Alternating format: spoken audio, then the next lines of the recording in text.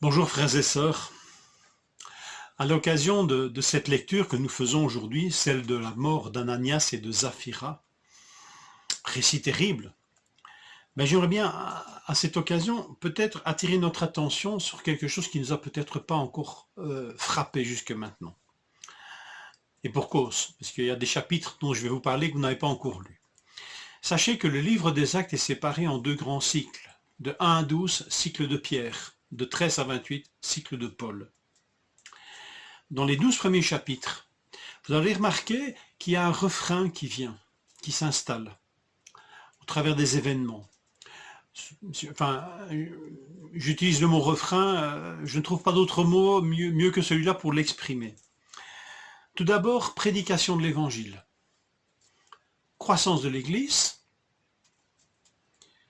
problème, externe ou interne, résolution du problème. Et le cycle redémarre, le refrain recommence. Prédication de l'évangile, croissance de l'Église, problème, interne ou externe, résolution du problème, etc., etc. Ici, au chapitre 5, nous arrivons dans un problème interne. Vous avez remarqué au chapitre 2 et 3, prédication de l'évangile et croissance. Chapitre 4, arrestation des apôtres.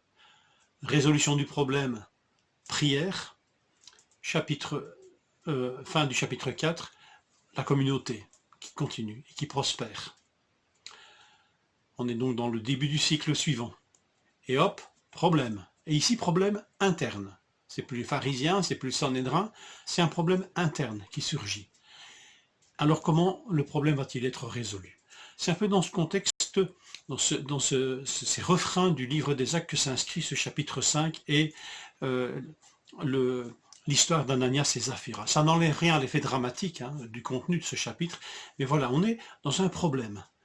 Et l'Église, la croissance de l'Église ne se passe pas sans problème, intérieur ou extérieur. Ici, dans ce problème intérieur, il y a quelque chose qui est mis en évidence.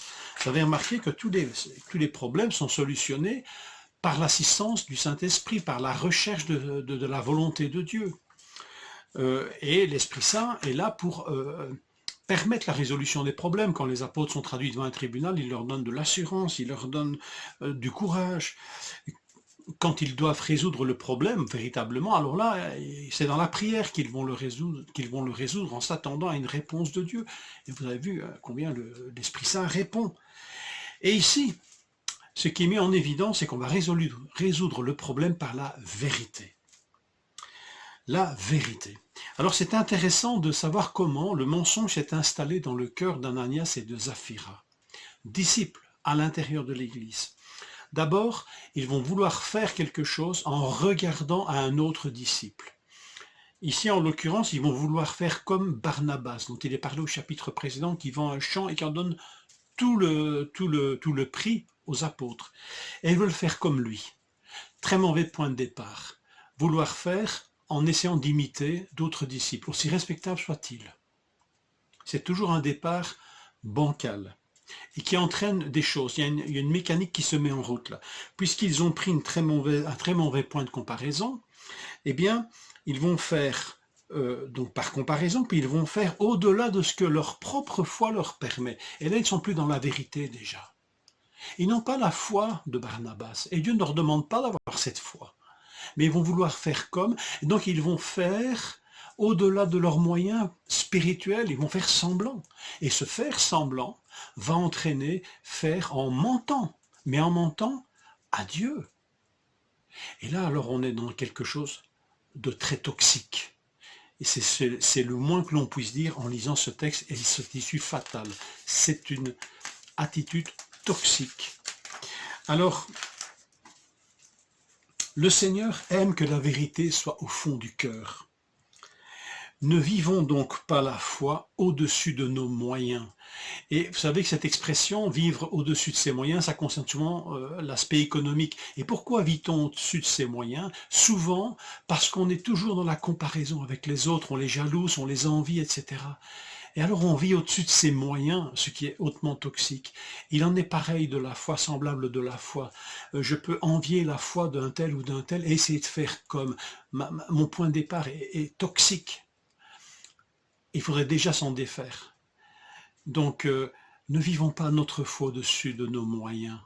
Le Seigneur ne nous reprochera jamais d'être dans la vérité devant lui. Et Ananias et Saphira n'auraient jamais été, comment pourrais-je dire, Dieu n'aurait jamais reproché s'il leur avait dit, Seigneur, nous n'avons pas, nous, la foi de donner tout ce que nous avons obtenu de ce terrain, mais nous voulons en donner une telle partie, mais le Seigneur aurait honoré cette foi, c'était la leur, et ils ne vivaient pas la foi de Barnabas. Vous comprenez? C'est déjà là vivre dans le mensonge. Le Seigneur nous demande de vivre dans la vérité et dans l'état réel de notre foi, sans essayer de se comparer aux autres. Le Seigneur nous demande de regarder au Maître et pas aux disciples. Comprenez-vous, le point de référence absolu, c'est le Maître et pas les disciples. Alors que chacun s'examine lui-même, disait Paul à l'entame de la Sainte Seine, non pas pour mépriser les autres qui sont autour, mais que chacun s'en remette devant Dieu. Et il est utile et nécessaire de revenir souvent à cet exercice. Seigneur, je vais vivre dans la vérité de ma foi, telle qu'elle est aujourd'hui, sans singer, sans masquer, dans ma vérité, toute nue, parce que c'est celle-là que tu veux, Seigneur. Et béni sois-tu, parce que, Seigneur, tu ne reprocheras jamais à un homme de vivre dans la vérité. Que le Seigneur vous encourage dans cette journée, mes frères et sœurs.